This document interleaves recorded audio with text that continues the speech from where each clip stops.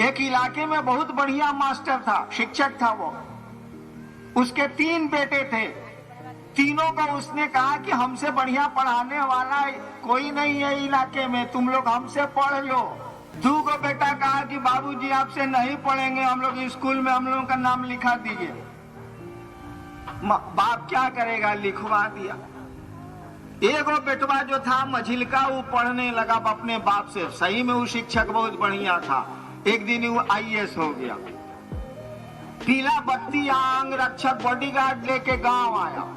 दोनों भैया पठान में था। पठान आपके यहाँ पता नहीं क्या कहा जाता है, भोजपुरी में बगीचा जहाँ मवेशी वगैरह बांधे जाते हैं। मालूम हुआ कि मझिलका भाई आया है। दोनों भाई आए भैंस इस बांध उनके।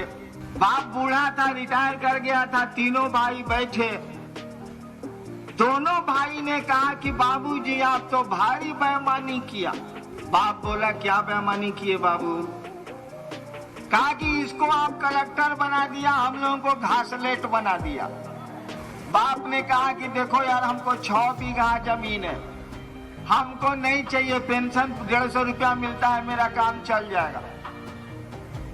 6 बीघा में 2-2 बीघा बांट लो, तीनों भाई हो, हम बांट देते हैं।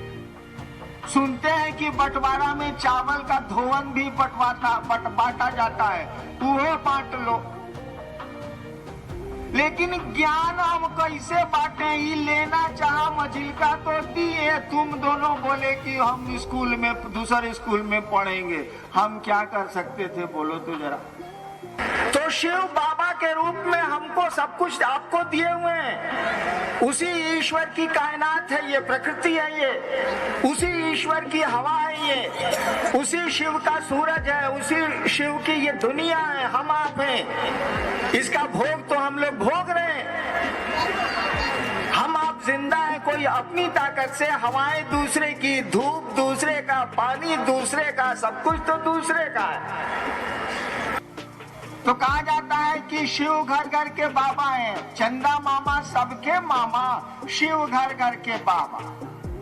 तो बाबा का तो जो सामान है, बाबा की जो संपत्ति है, उसका भोग तो हम आप भोग रहे हैं। हवाओं का उपयोग कर रहे हैं, धूप का कर रहे हैं, बादल का कर रहे हैं, दिन का कर रहे हैं, रात का कर रहे हैं, पेड़ों का कर रहे हैं, नदियों का कर रहे हैं। कहा गया कि यही जो महादेव घर घर का बाबा है, इससे बड़ा गुरु भी कोई नहीं होता है। गुरुनाम गुरवे नमः, जगत गुरु नमस्तुभ्यम। बहुत पहले की किताबों में ये लिखा हुआ है।